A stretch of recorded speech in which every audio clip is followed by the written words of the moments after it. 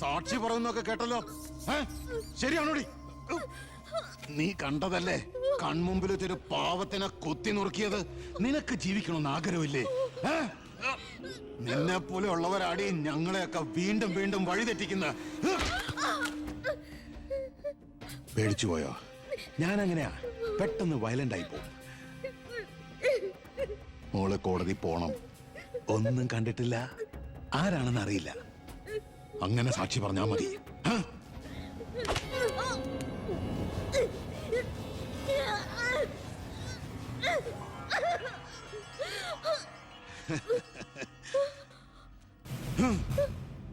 ഇനി ഇതിന്റെ പേരിൽ നമ്മൾ തമ്മിൽ കാണേണ്ടി വരരുത്.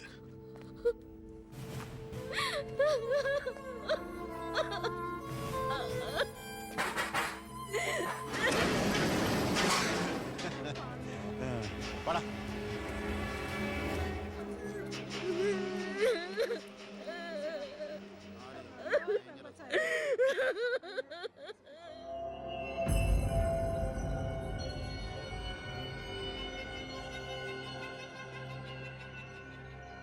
രണ്ടുപേരോട് 1000 വട്ടം ഞാൻ പറഞ്ഞതല്ലേ, കല്യാണ പ്രായ പെണ്ണ. ഇനി ആരിവളെ എല്ലാം തൊലച്ചില്ലേ? അതിനിപ്പോ ഒന്നും സംഭവിച്ചില്ലല്ലോ. ആര് വിശ്വസിക്കും? ഇത്രയും പേരുടെ മുന്നിൽ വെച്ച് മറുപടി പറഞ്ഞു പറഞ്ഞു ഞാൻ മടുത്തു. എങ്ങനെ ആശ്വസിപ്പിക്കണ്ടെന്ന് എനിക്കറിയില്ല. ഈ സമയത്ത് പറയുന്നത് ശരിയാണോന്നും അറിയില്ല. ഒരു സഹതാപത്തിന്റെ പുറത്ത് ചോദിക്കുന്നതല്ല. എനിക്കിഷ്ടമാണ് അവളെ.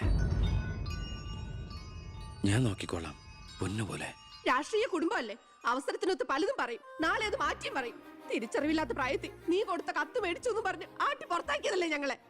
ഇപ്പതാ സാക്ഷി പറയാൻ കൊണ്ടുപോയി അവളുടെ ജീവിതവും നശിപ്പിച്ചു. ഇനി എന്ത് വിശ്വസിച്ച അവളെ നിന്റെ കൂടെ അയക്കേണ്ടത്? കൊല്ലൂല്ലെന്ന് എന്താ ഉറപ്പ്? മന്ത്രിയുടെ മോൻ എന്ന പദവിയല്ലാതെ ഇവളെ കൊണ്ടുപോയി പോറ്റാൻ നിനക്ക് വല്ല ജോലി ഉണ്ടോടാ?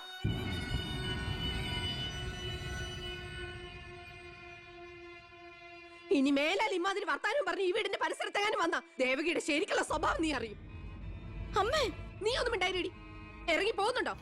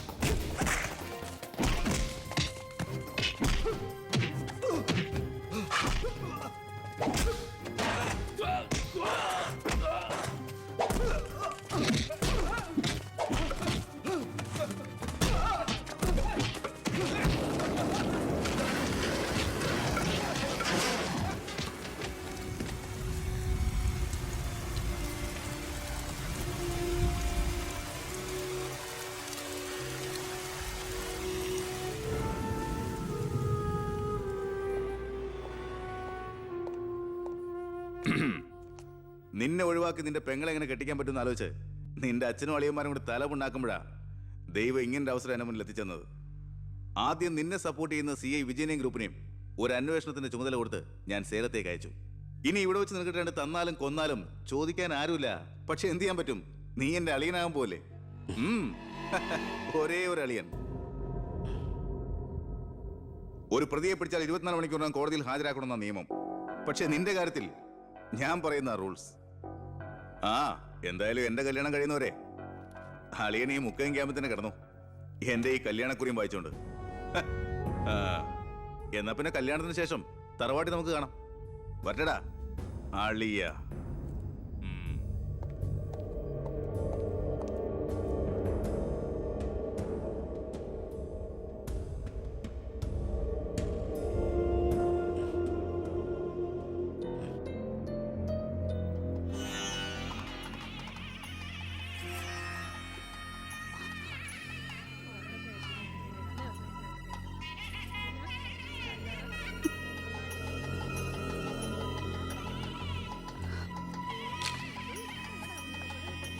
ഇതുവരെ റെഡി ആയില്ലേ?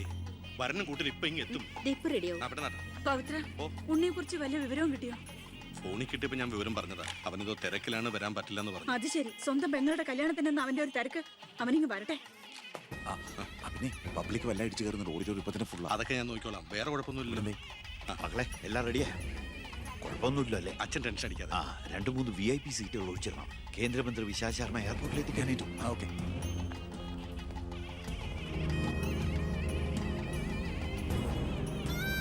മോളെ,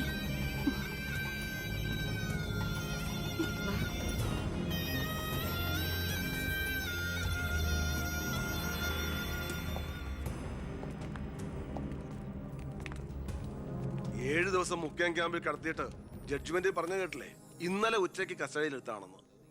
എന്തായാലും FIR ശിക്ഷ ഇളവ് കിട്ടാനുള്ള ചാർജേ ഉള്ളൂ. നിന്നെ ഒഴിവാക്കി നിന്റെ പെങ്ങളുടെ കല്യാണം നടത്താനുള്ള തന്ത്രമായിരുന്നു അതിന് പിന്നിൽ. അത് വെറും കല്യാണമായിരുന്നില്ല. കേന്ദ്രം ഭരിക്കുന്നവരടക്കം കേരളത്തിലെ സകല മന്ത്രിമാരുണ്ടായിരുന്നു. ആരുണ്ടായാലും എന്താ, ഒരേ ഒരു മകനെ ജയിലിൽ അടച്ചിട്ടല്ലേ.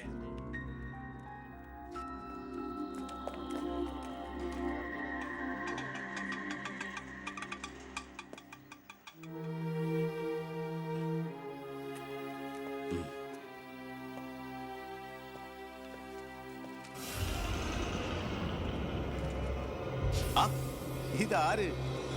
അളിയോ?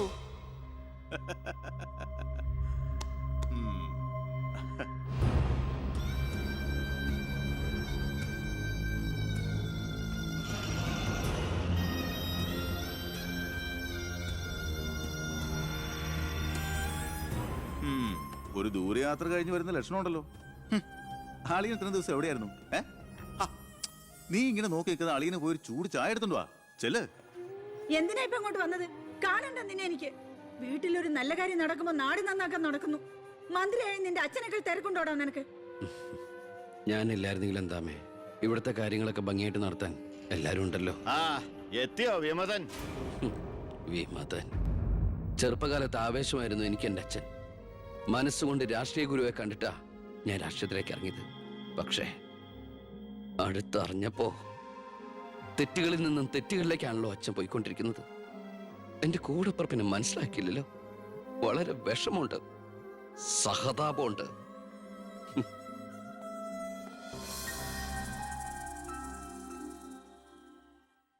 കൂട്ടക്കൊല നടന്നതിന്റെ പിറ്റേന്ന് മൈതാനത്തിലെത്തിയ ഭഗത് സിംഗിന് അവിടുത്തെ കാഴ്ചകൾ കണ്ട് സഹിക്കാൻ പറ്റില്ല. ചോര പുരണ്ട ഒരു പിടി മണ്ണ് കയ്യിലെടുത്ത് ആ ബാലൻ പ്രതിജ്ഞ ചെയ്തു, ഞാൻ എന്നെ തന്നെ രാജ്യത്തിനായി സമർപ്പിക്കുന്നു. എന്താ അവിടെ നോക്കട്ടെ,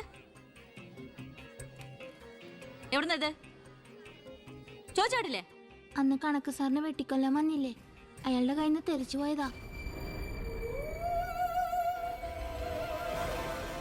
സർ, ഇതാണ് ആ ഫോൺ. പ്രസാദ് കൊല്ലപ്പെട്ട സമയത്ത് പ്രതിയിൽ നിന്ന് നഷ്ടപ്പെട്ടതാണിത്. സർ, പ്രസാദ് കൊല ചെയ്യപ്പെടുന്നതിന് മുമ്പ് ഈ ഫോണിൽ നിന്നുള്ള ലാസ്റ്റ് ഔട്ട് ഗോയിങ് കോള് മന്ത്രി ബാലഗംഗാധരന്റെ ഫോണിലേക്കായിരുന്നു. റിമാൻഡിൽ കഴിയുന്ന പ്രതിയെ വീണ്ടും ചോദ്യം ചെയ്തപ്പോൾ മന്ത്രിയുടെ പങ്കിനെ കുറിച്ച് വ്യക്തമായ സൂചന ലഭിച്ചിട്ടുണ്ട് സർ. അത് മാത്രമല്ല സാർ, മണിമലയാർ ഡാം അഴിമതി കേസിൽ 2 വട്ടം നോട്ടീസ് അയച്ചിട്ടും മേനോ ഹാജരായിട്ടില്ല.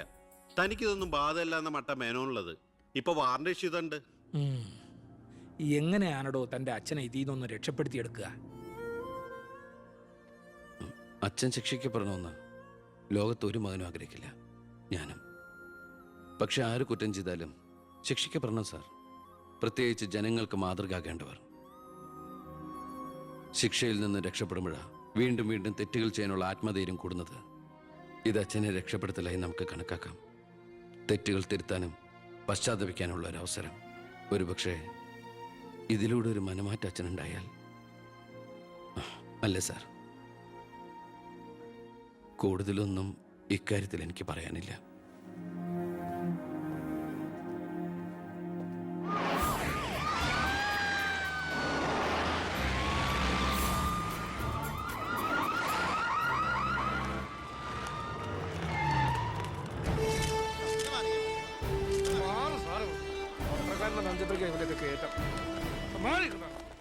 നിങ്ങളോട് വെയിറ്റ് ചെയ്യൂ സർ.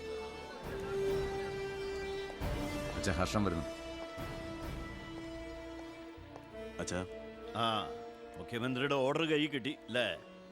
അച്ഛനെ അറസ്റ്റ് ചെയ്യാൻ മരുമകന് ഡ്യൂട്ടി. അവറാച്ചൻ കളിക്കട്ടോ, കളി അവിടെ വരെ പോകുന്ന കാണാം നമുക്ക്. അച്ഛനെ കോടതിയിലേക്ക് കൊണ്ടുപോയാൽ മതി. ജാമ്യത്തിനുള്ള ഏർപ്പാടൊക്കെ ഞാൻ ചെയ്തിട്ടുണ്ട്. വക്കീലുമായി ജോസ്പേട്ടൻ കോടതി വെയിറ്റ് ചെയ്യാ. നീ എങ്ങനെ എന്നെ കൊണ്ടുപോകുന്ന? കാറിൽ ഫോളോ ചെയ്താൽ മതി. കാറിലോ? എന്റെ പട്ടി വരും. പോലീസ് ജീപ്പിന്റെ പിന്നിലിട്ട് തന്നെ എന്നെ കൊണ്ടുപോകണം. അതിനു മുമ്പ് ഈ മുറ്റത്തിട്ട് എന്നെ തല്ലി ചതയ്ക്കണം, മുടുമുണ്ട് വലിച്ചു പറിക്കണം. ആ പിന്നെ പത്രക്കാരോ ചാനലുകാരോ ചോദിച്ചു കഴിഞ്ഞാൽ മുഖ്യന്റെ സ്പെഷ്യൽ ഓർഡർ ആണെന്നൊക്കെ പറഞ്ഞേക്കണം. ഇതൊന്നും നീ ചെയ്യേണ്ട. പോലീസ്